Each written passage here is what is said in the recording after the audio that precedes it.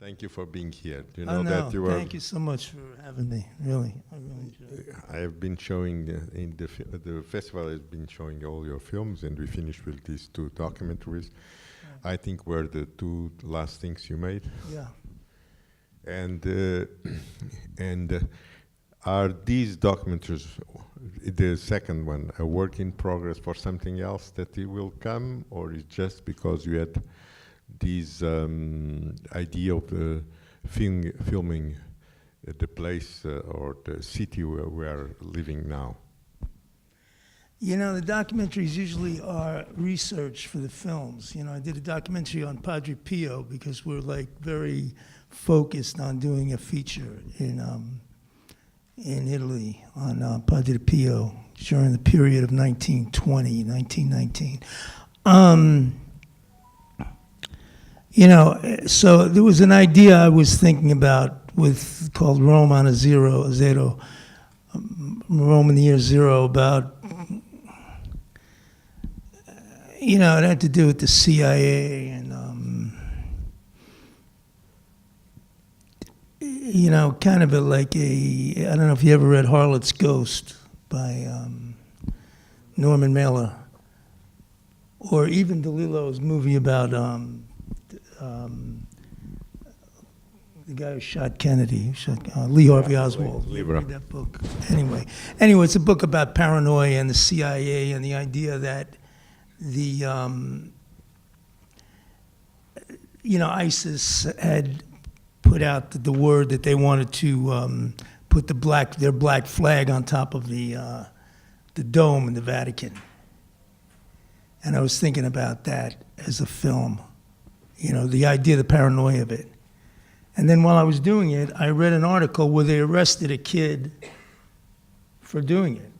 You know, so I'm actually thinking about a film, and then it's actually happening in a newspaper. So I don't know if that kind of put me off of it or whatever. But anyway, we started doing this film just about the immigration, but then it didn't really become about the immigration. I think it just became more about where I live, you know. I mean, you showed Mulberry Street. It's the same kind of thing, you know, so. And, but this is,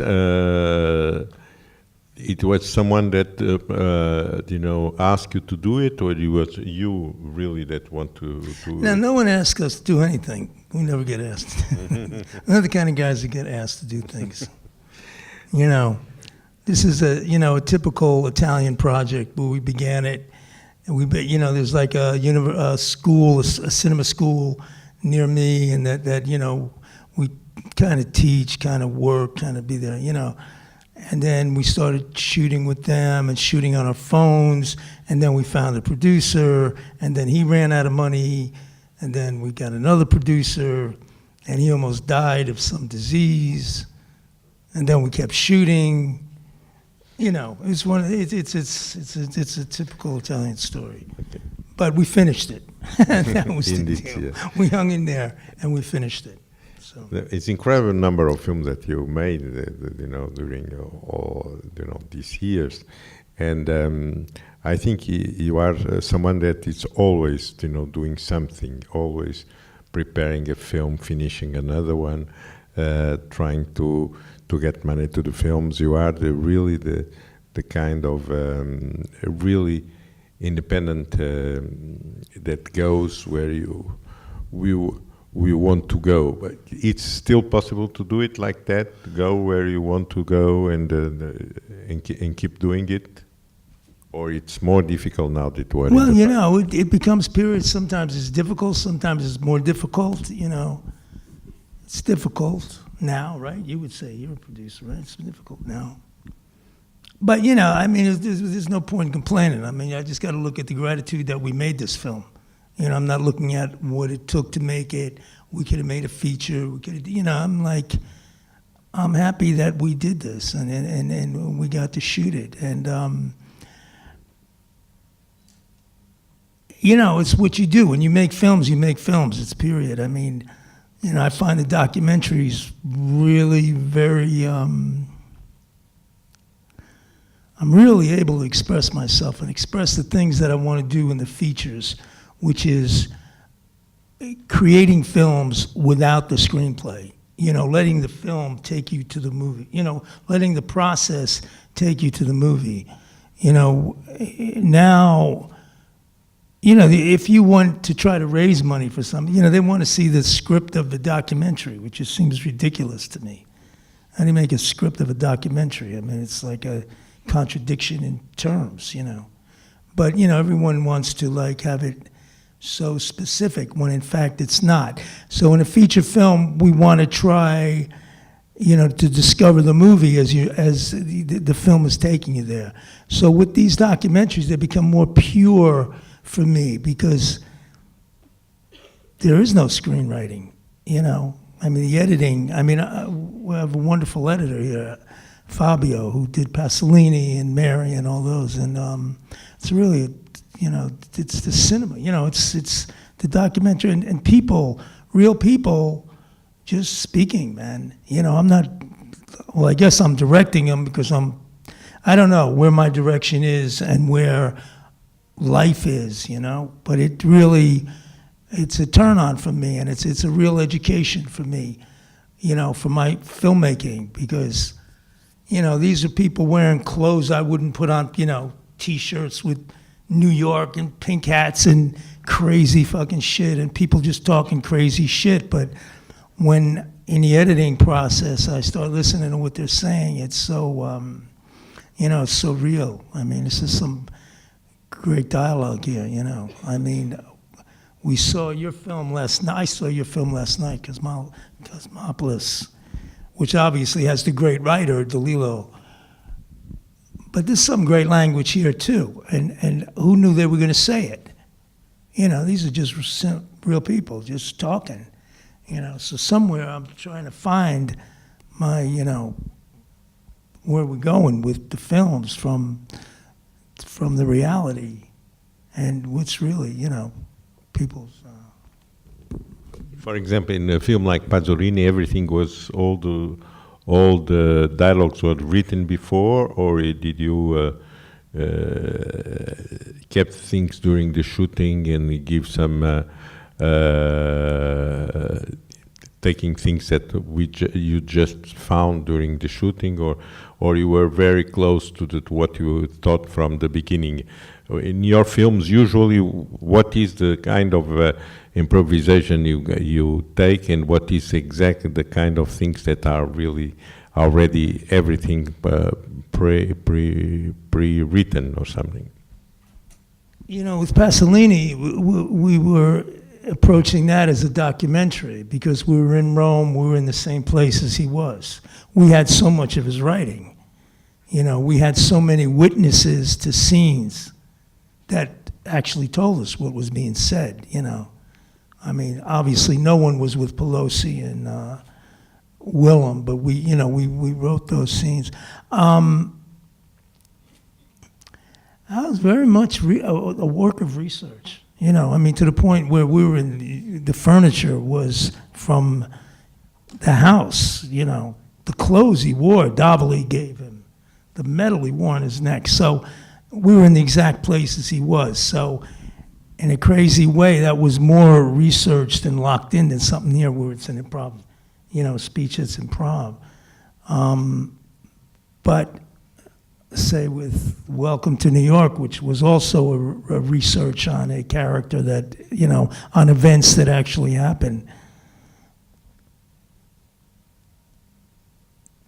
The improvisation deal is, when you write a screenplay, that's an improvisation. And when you rewrite it, it's an improvisation on an improvisation, right? And the rehearsal is an improvisation. And then you're going to do it, and that's an improvisation. You're only going to film one moment of how, God knows how much you've been putting down on it. So we don't, we let it happen. We're not afraid to improvise. If the stuff is good, you're not, you're going to go with it. If you have inspired, but because you have an inspired scene doesn't mean the performance of it is going to be there in that day, even if it works in the rehearsal, or it could work on the page, or you just have to be fluid to the moment because you're filming a moment you're filming the reality of obviously one moment of time, you know. And in the end, that's whatever the rehearsal or the improvisation. It's always going to be improvisation. That moment only happens once. Even if you take two, is another, you know, I mean, if you guys make films, you know, sometimes you look at take two, it's like you shot it in another universe with another actor. And it was 5 minutes later. You know, I mean, that's how delicate it is, you know. Questions from the audience now? Alguém quer? Aqui. Oi. Okay. Hi, Abel. Hello. Did you ever felt like insecurity about some project or worried about the response it would have? And how do you overcome these kind of insecurities? The insecurity before or? Yes, before. Like, when you have an idea and you think like it will work out or not? You know, the insecurity is in trying to make it happen.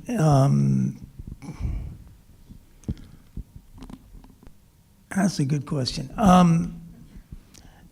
When is the insecurity? The insecurity is when it's not happening. You know, when you have a film you want to do or an idea you want to do and you can't put it together to happen. You know, you just can't bring all the players on the same page and whatever. And then it's a feeling of, you know, but I've been there so many times. You know, it's like one of the positives of being old. Like, I've lived it, and you just keep doing it, and it's, you know, that too shall pass. You know, I mean, it'll come on. When we're doing it, it's you know, like when you're shooting, man, it's a miracle. You know, it's such a miracle when we're on the stage, when we're filming. It's just, you know, it's what it's all really about. You know, it's just so wonderful to do it and to be with the people, the players. And, you know, I mean, that's what the magic of the cinema is the magic is on the set, you know, is the camera, we're play acting, we're doing it, we know we're going to show it, you know. I mean, what's the insecurity? I mean, if you don't like the film, you're not going to line me up against the wall and shoot me, right? I mean, what's the insecurity? It's like, it's an expression of love, and when you make it, and then it's the same way in the editing room, whatever the problems and the screaming and the fighting, and, you know, but it's all for the movie. And then when we show it, it's like, this is like beautiful, you know, this is like a spiritual event, right? You know, I mean, I'm sharing my home, you know, the people I know, you know, with all of us, strangers, people, you don't know me. You know me now a little bit, right? You know these people, I know you, you know, we have a shared experience. We're here, and this is what, you know, the point of the festival, the point of what the movies are about, you know. So no, I'm even not going to let trying to finance these films get me. You dig? Because I just take my phone out. You know, I mean, some of the best shots in this film, I just fucking shot it, bro. And I got this phone for nothing because I told Apple I'm going to make a film with it. Okay? So, all right? Whether I was or not. But, so I got a phone for nothing, and I go like that, and I got a movie.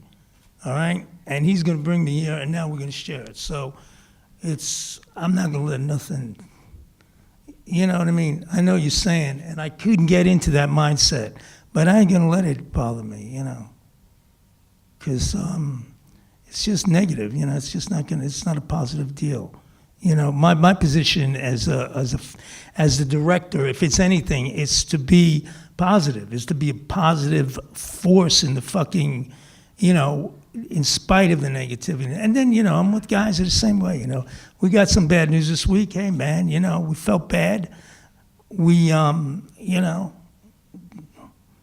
what do they say in American football? It's a 24-hour rule in football. I'm sure it's in European football. You lose a game, you got 24 hours, and then you better get ready to go on, you know, because the negativity is not going to help what I'm going to do, you know. And if I'm not going to do this movie, you know, when I think back, you know, I've made 30 films, you know, I know the films that I didn't make, I know them. You know, the films we came so close, and it didn't happen, you know. and it's heartbreaking, but maybe those films are in this film. You know, the films I didn't make are in the films I do make. And, you know, and it makes me, you know, have so much more gratitude for the work that we do, you know. I'm I'm lucky I'm fucking alive, so, you know what I mean?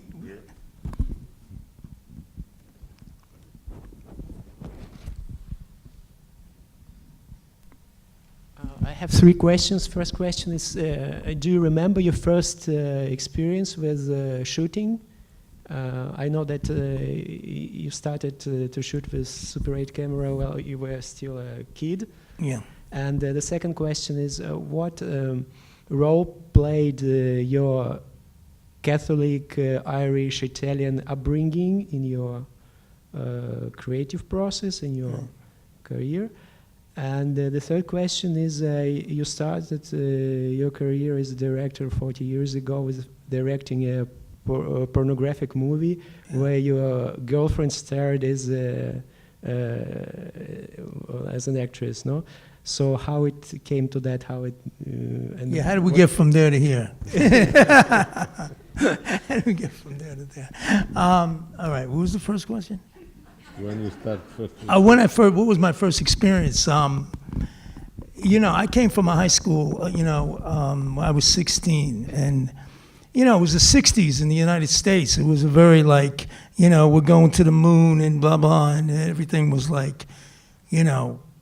world this is pre-Vietnam or just at the beginning of Vietnam. And, until my friends started coming back in black bags, everything seemed possible, and the world seemed and we were taught to be creative. This wasn't in the Bronx. This was not in a Catholic school.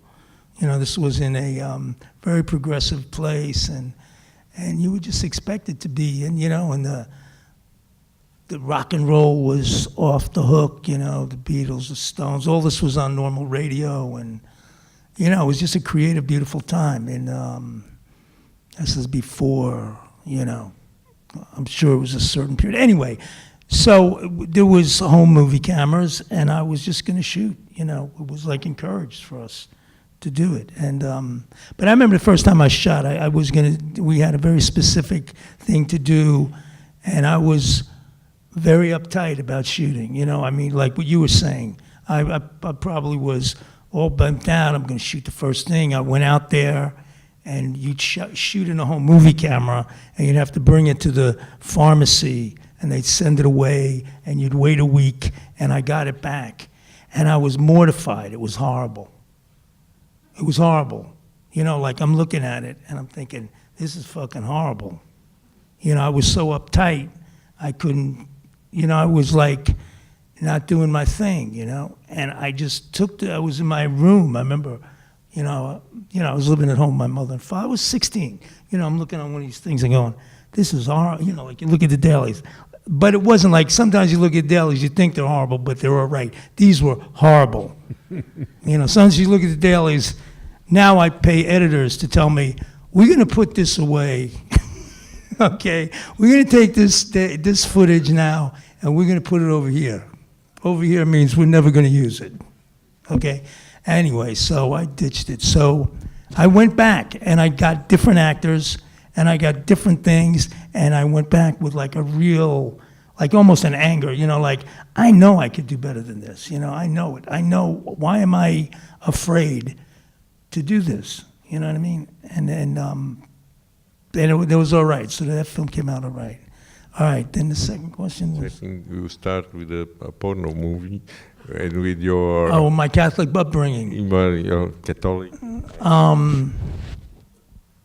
I was raised, Roman Catholic, and with all, and you go through the deal. You're brought up as a small boy, the nuns, they're beating the shit out of you, it was amazing. You got to know it from here, and don't question this and don't do that. But some of it was cool, Thinking back, some of the nuns we had were phenomenally beautiful. And I can remember them. Young. They were from here. One was from Portugal, actually. They sent her to the Bronx. She was 23 years old. She looked like Angelina Jolie. And she had 50 boys that we were 6 years old that she had to deal with. And this is before ADD and before, but you can imagine one time she just broke down crying, I forget, in front of the class.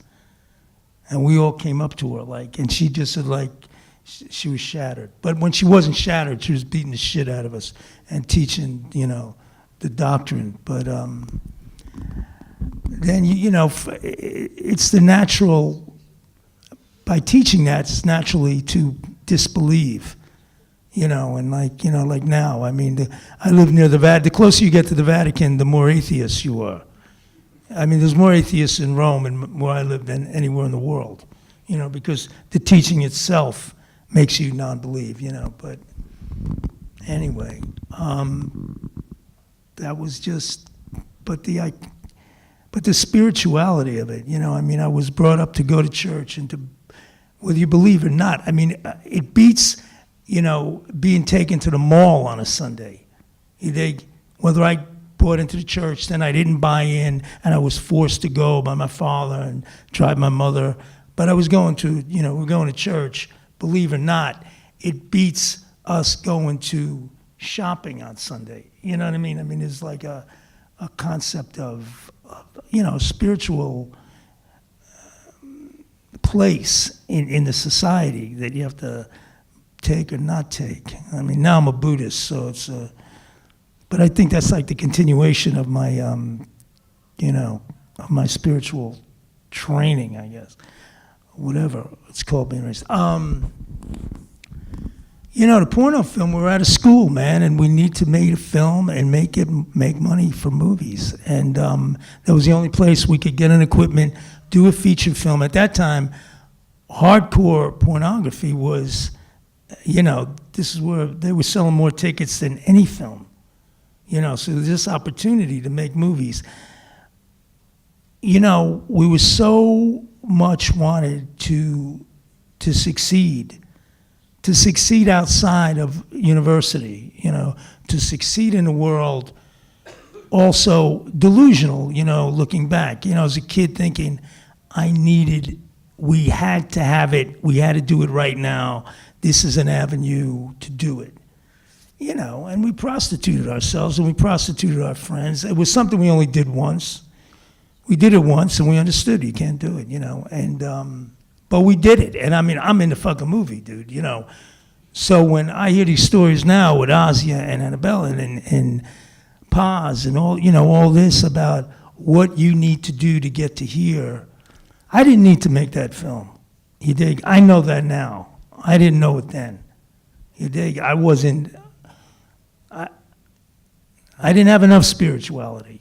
I should have known my film will come to me if I'm meant to make movies. But I didn't have that kind of patience then. It was an opportunity for the equipment, opportunity for the money, opportunity to do it. So what? We convinced ourselves we're making an artistic movie anyway. Hey, you could argue it on a lot of levels, but, when it was done, we knew what we did, And, and it's it gets to the basic question. You can't sell your soul because you don't have to. I know they're all knocking Harvey because they're delusional, and they put somebody like Harvey or anyone like that on a pedestal saying, without this guy, I will fail. But no one, it's not one person, it's not one thing, Like to me, if we didn't make that film at that moment, what were we going to do? Turn into dust? What? I'd be a waiter or I'd drive a cab or what, God forbid. Okay, I never did that. So we're acting in a porno film. Would it have been better if I drove a cab for 6 months? Would that have been the end of the world? Or if you understand what I'm saying? So was, am I making any sense here? Yeah, Oh. you are. All right, what's the next question? Did that answer the question? Yeah. Another question. Okay. Or there. There.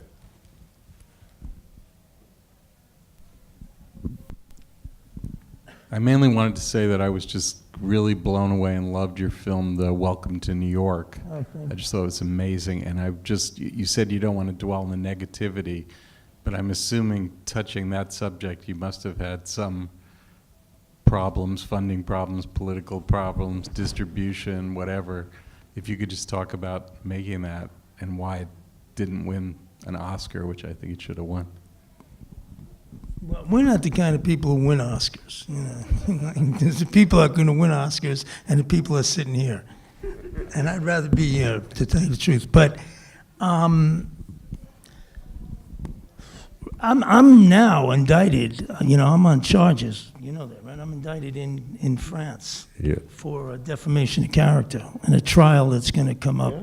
Yeah, absolutely, yeah, absolutely. Not with Wild Bunch, but with Orange, the platform. Because he thinks he's going to make a lot of money, and he's really, him and his wife, they really have a problem with the, obviously with the film, you know. And then I've got my, you know, my position as a filmmaker and as an artist that I have to defend, that I could make the, you know,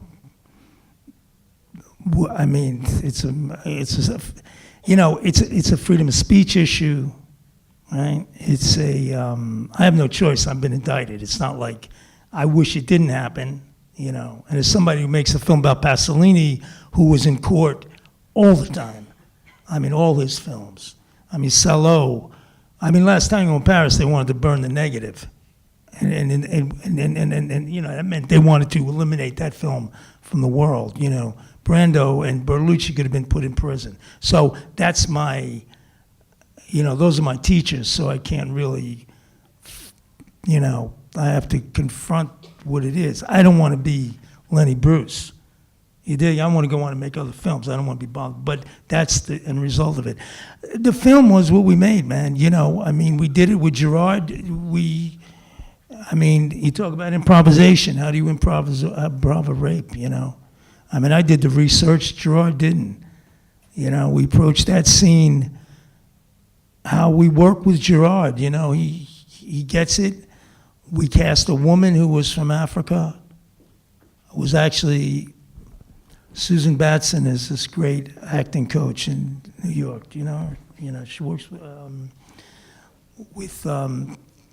who's the girl that was in your Cosmopolitan, the French? Juliette, Nicole Kidman. You know, she's black, and she found this woman who, and I met the woman, and I asked her, you know, do you understand the story? Do you understand what went on? She goes, yeah, I knew. You know, not that she knew what happened, but I could see this woman was from French Guinea. She got it. But she's walking in the room, you know, with Gerard, you're taking a shower, dude. You know, the crew is 50% women. You know, he's like, his clothes are off and he's in the shower, you know. And then, you know, what happens is going to happen in front of that camera. You're not going to rehearse a scene like that. We're not going to. Anyway, you know, when the film was done, Mara Vincent of, you know, Wild Bunch, him and I had made 5 or 6 films before. And, you know, one time I didn't have final cut in a film that I made, and I would never make a film without it. And it's like, it's not a discussion with me, you know, that's just, you know, obviously you can't, you know what I mean? I mean, you have to protect, you know, you have to find the final word in the film. And if the director don't have final cut, then don't call yourself a director, basically. So now, Vincent was very much against some of these scenes, which after making 7 films, it was like, dude, are you kidding? You know, like, but like where they're like trying to manipulate the cut, you dig? But the manipulation in hindsight was not only because they were afraid of this lawsuit, right? And if you're gonna make a movie about Strauss-Kahn and you're gonna use Gerard and I'm in it, I'm directing it, you can't be afraid of a lawsuit. You know, you can't be afraid of an X rating. You can't be afraid of anything. I mean, it's like, you know, there's only one way to make a film like that, man. You know, is what it is. And, you know, I think a lot of the manipulation was against, they did not buy, in their heart, or in his heart, he felt the guy was not guilty, I'm just throwing this out there. You dig? Like, okay, first it's a French deal. I mean, how do you rape a maid, man? You know, like, maids are there to be fucking raped. I mean, I'm almost getting this sense. You dig? It's like, how do you rape your wife? You know what I mean? It's like, this is all kind of a puritanical American deal. But now you see the whole change in the world. I mean, you know, no means no. This guy just didn't do this there. This was and I'm not talking about whether it's Strauss-Kahn now. I'm talking about men in that position, and I'm one of them, you know. And my attitude towards women and what I could do and what I could get away with and where, you know. So now again, the film was, for me, I could care less about Strauss-Kahn. You know, I'm trying to resolve my issue, you know, where I was, sexual misconduct, and it's a heavy deal. I have 3 daughters, you know. I know what, so, what can you say? No means no. I mean, the thing is, the way it's out there now, this is like, it's a little bit like a Salem witch hunt now. You know, this is like blacklisting communists. You know, like you just list the guys and, okay, they're fired, they resign. You know, it's like, it's a complex issue here, man. This is a very complex issue. And, I mean, you got to make a movie about it, but you got to make a movie from your heart. You know. Anyway. Does that end? Just to say, the film is showing tonight, because there is one film is not showing. Glass camera, I couldn't get the print. We put Welcome to New York, if some of you. Yeah, but is it my cut of the movie? It's 2 hours cut. I don't think it's. You don't know what it was. Okay, which 2 one? hours or what? It's the only There's one. a big difference between one and the other. Anyway, whatever. Watch it. All right. Further get me in trouble. Watch Welcome to New York. Any other question? I saw someone that wanted to do question. Yeah, there.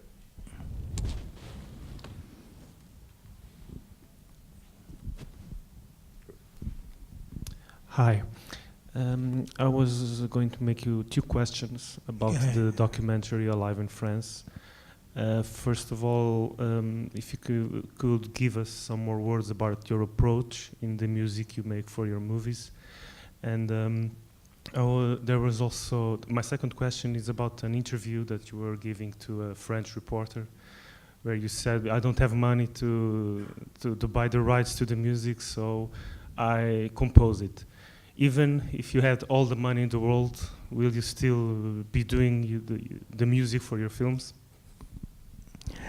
It was like kind of a joke, like I said, if we had money, we just buy the best Rolling Stone songs, it seems obvious, instead of trying to recreate a Rolling Stone song. It's like the music here, this last piece of music, okay, in the film you just saw, there's 3 beautiful songs, right? Okay, there's the Woody Guthrie song, which we tried to redo, play. You can't play that song again.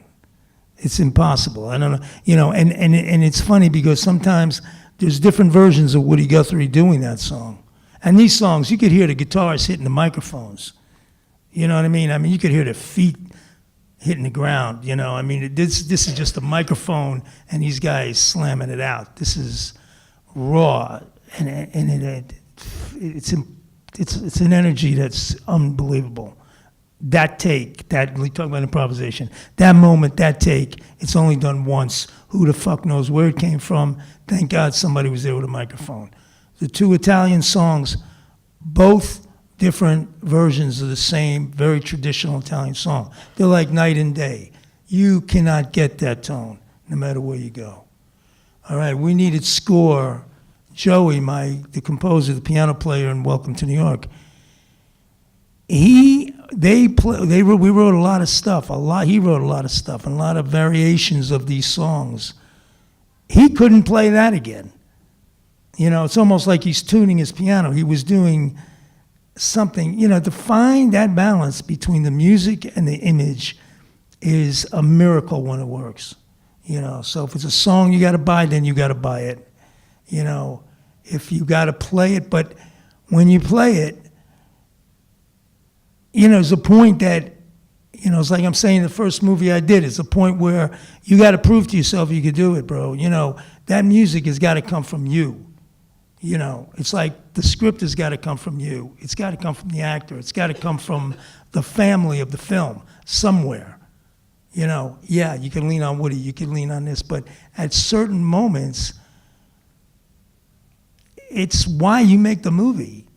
You know, I mean, you want to express this stuff. Sometimes it comes out as a script. Sometimes it comes out in a performance. You know, Willem, he'll improvise, he'll dance, he'll do something that is so only him, you know. And then the music has got to, it's part of the thing, you know, so.